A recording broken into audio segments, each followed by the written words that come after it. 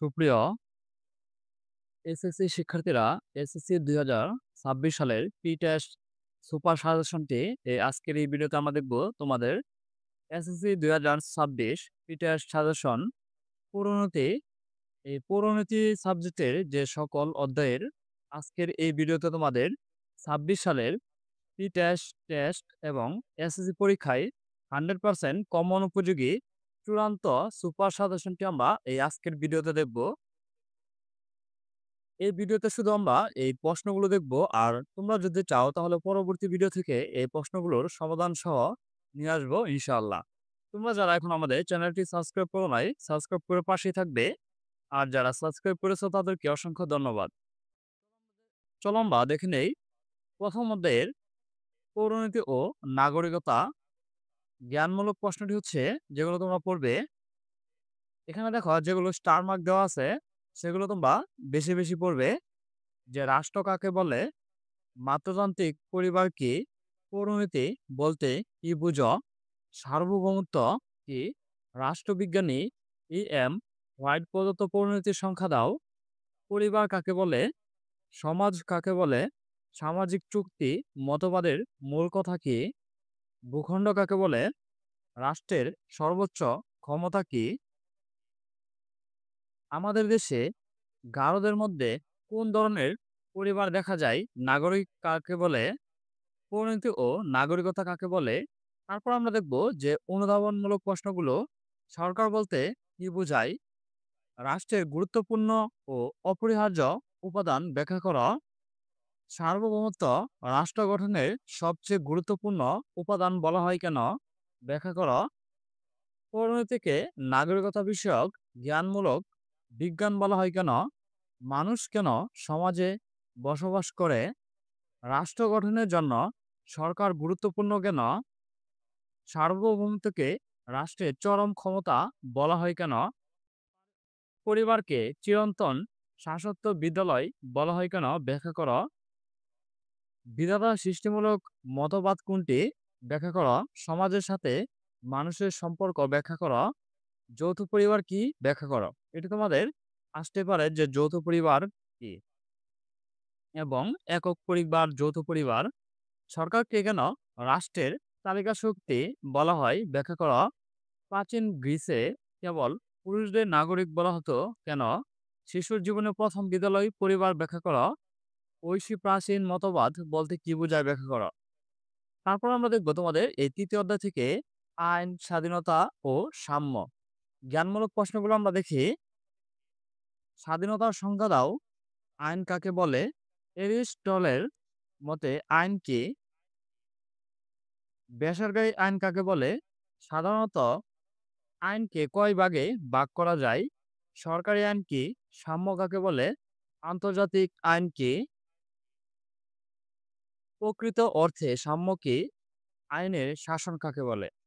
তারপর আমরা দেখব যে অনুধাবনমূলক প্রশ্নগুলো, আন্তর্জাতিক আইন কি, ব্যাখ্যা করো, আইনের শাসন গুরুত্বপূর্ণ কেন, জনগণ কেন আইন মান্য করে, ব্যাখ্যা করো, আইন স্বাধীনতাকে সম্প্রসারিত করে, ব্যাখ্যা করো, আইনকে স্বাধীনতার রক্ষা কবচ বলা হয় কেন, আইনের শাসন বলতে কি বোঝায়, সাম্য ও স্বাধীনতার কিভাবে সম্পর্কযুক্ত, ব্যাখ্যা করো, ধর্মীয় অনুশাসন ধর্মগ্রন্থ আইনের অন্যতম উৎস, ব্যাখ্যা করো, সীমাহীন স্বাধীনতা সমাজে বিশৃঙ্খলা সৃষ্টি করে কেন, ব্যাখ্যা করো, আইনের সর্বজনীনতা বলতে কি বোঝায়। তারপর আমরা দেখব চতুর্থ অধ্যায় থেকে রাষ্ট্র ও সরকার ব্যবস্থা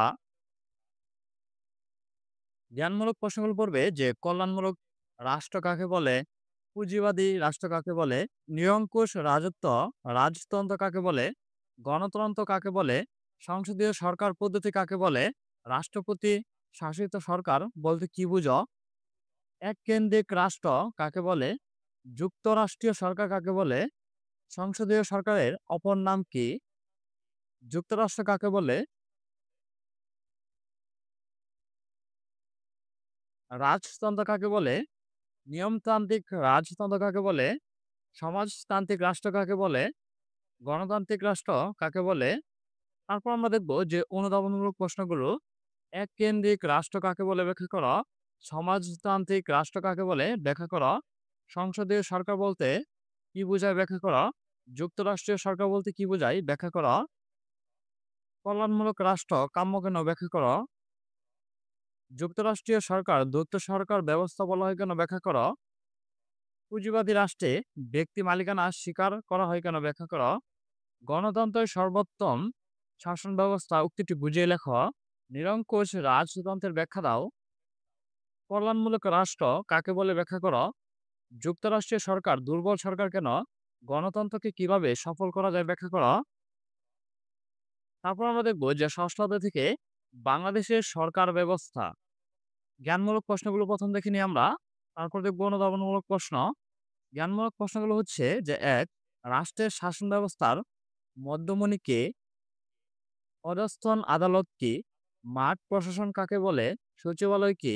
অভিশংসন কি। শাসন বিভাগ কাদের নিয়ে গঠিত। উপজেলা প্রধান প্রশাসক কে। আইনসভা কাকে বলে। বাংলাদেশের রাষ্ট্রপতি হওয়ার আবশ্যিক শর্ত কি। জাতীয় সংসদের পুরাণপূর্ণ কাকে বলে। শাসন বিভাগের অন্য নাম কি। শাসন বিভাগের সর্বোচ্চ ব্যক্তিকে। বাংলাদেশের বিভাগীয় প্রশাসনের প্রধানকে। মাঠ প্রশাসনের মাধ্যমে মাঠ প্রশাসনের প্রথম ধাপকে কি বলে। শাসন বিভাগ কাকে বলে। কাদের নিয়ে শাসন বিভাগ গঠিত হয়। কেন্দ্রীয় প্রশাসন কি। মন্ত্রণালয়ের প্রশাসনিক প্রধানকে। গ্রাম আদালত কাকে বলে। রাষ্ট্রের হৃৎপিণ্ড কাকে বলে। বাংলাদেশের কোন পদ্ধতির সরকার ব্যবস্থা বিদ্যমান। বাংলাদেশের সর্বোচ্চ আদালতের নাম কি, এটি তোমাদের থাকতে পারে। সুপ্রিম কোর্ট কি। বাংলাদেশের সরকার প্রধানকে। তারপর আমরা অনুধাবন প্রশ্নগুলো দেখি নেই। যে কেন্দ্রীয় প্রশাসন বলতে কি বোঝায় ব্যাখ্যা করো। সচিবালয়ে আইনে শাসন বলতে কি বোঝায়। বাংলাদেশের আইনসভার গঠন ব্যাখ্যা করো। বাংলাদেশের প্রধানমন্ত্রীকে সরকার স্তম্ভ বলা হয় কেন। জেলা প্রশাসককে জেলার মূল স্তম্ভ বলা হয় কেন। জাতীয় সংসদ রাষ্ট্রের তহবিল রক্ষাকারী ব্যাখ্যা করো। গ্রাম আদালত কি কিভাবে গঠিত হয়। সুপ্রিম কোর্টের গঠন ব্যাখ্যা করো। অভিশংসন বলতে কি বোঝায় ব্যাখ্যা করো। প্রশাসন হলো রাষ্ট্রের হৃৎপিণ্ড স্বরূপ ব্যাখ্যা করো। আইনসভা কিভাবে শাসন বিভাগকে নিয়ন্ত্রণ করে ব্যাখ্যা করা। সচিবালয়ের গঠন ব্যাখ্যা করা। তারপর আমরা দেখব সপ্তম অধ্যায় গণতন্ত্রে রাজনৈতিক দল ও নির্বাচন। জ্ঞানমূলক প্রশ্ন। নির্বাচন কি। বাংলাদেশের বর্তমান কোন ধরনের সরকার পদ্ধতি চালু আছে। সরকার কাকে বলে। নির্বাচক মণ্ডলী কাকে বলে। রাজনৈতিক দল কাকে বলে। পরোক্ষ নির্বাচন কাকে বলে। নির্বাচন কত প্রকার। প্রত্যক্ষ নির্বাচন কাকে বলে। বাংলাদেশের জাতীয় সংসদে মহিলাদের সংরক্ষিত আসন কয়টি। এটি হচ্ছে সপ্তম অধ্যায় থেকে। তোমাদের দশম শ্রেণীর প্রত্যেকটি সাবজেক্টের অনুশীলনী সমাধান আমাদের চ্যানেলে দেওয়া আছে, সেখান থেকে তোমরা দেখে নিতে পারো। তারপর হচ্ছে অনুধাবনমূলক প্রশ্নটি হচ্ছে যে এক ব্যক্তি এক ভোট ধারণাটি ব্যাখ্যা করো। পরোক্ষ নির্বাচন পদ্ধতি ব্যাখ্যা করো। রাজনৈতিক কিভাবে জনমত গঠন করে। গণতন্ত্র বিকাশে রাজনৈতিক দলের ভূমিকা ব্যাখ্যা করো। জাতীয় নির্বাচনে এক ব্যক্তি একটি ভোট কথাটি কেন গুরুত্বপূর্ণ ব্যাখ্যা করো। রাজনৈতিক দল কিভাবে সামাজিক ঐক্য প্রতিষ্ঠা করে। গোপন ভোটদান পদ্ধতি ব্যাখ্যা করো। গণতান্ত্রিক রাষ্ট্রের নির্বাচক মণ্ডলী গুরুত্বপূর্ণ কেন তা লেখো। তারপর হচ্ছে অষ্টম অধ্যায় থেকে বাংলাদেশের স্থানীয় সরকার ব্যবস্থা। এই অনুধাবন প্রশ্নগুলো হচ্ছে যে কত সালে পার্বত্য শান্তি চুক্তি সম্পাদিত হয়। একটি ইউনিয়নে কয়টি ওয়ার্ড থাকে। স্থানীয় সরকার কি। স্থানীয় প্রশাসন কাকে বলে। নারী ক্ষমতায়ন বলতে কি বোঝায়, এটি তোমাদের থাকতে পারে যে নারীর ক্ষমতায়ন কি। গ্রাম্য আদালত কি। উপজেলা পরিষদে আয়ের উৎস কি। প্রধানকে কি বলে। পৌরসভা প্রধানকে কি বলে। মন্ত্রণালয়ের প্রধানকে। অনুধাবন প্রশ্নগুলো হলো যে উপজেলা পরিষদ কিভাবে গঠিত হয়। নারী ক্ষমতায়ন বৃদ্ধি পেয়েছে কেন ব্যাখ্যা করো, এটি তোমরা পড়ে যাবা যেটা আসতে পারে। গ্রাম আদালত কি ব্যাখ্যা করো। বৃক্ষরোপণ পৌরসভার কোন ধরনের কাজ ব্যাখ্যা করো। নারী ক্ষমতায়ন বলতে কি বোঝায় ব্যাখ্যা করো। যে নারীর ক্ষমতায়ন, এগুলো তোমাদের একটি প্রশ্ন থাকতেই পারে। ধন্যবাদ শিক্ষার্থীরা। আমরা তোমাদের যে 2026 সালে প্রি-টেস্ট, টেস্ট এবং এসএসসি পরীক্ষায় 100% কমন উপযোগী চূড়ান্ত সুপার সাজেশনটি আমরা দেখে নিলাম। এই সাজেশনটি দেখলে আশা করি তোমাদের পরীক্ষার মধ্যে 100% কমন আসবে ইনশাল্লাহ।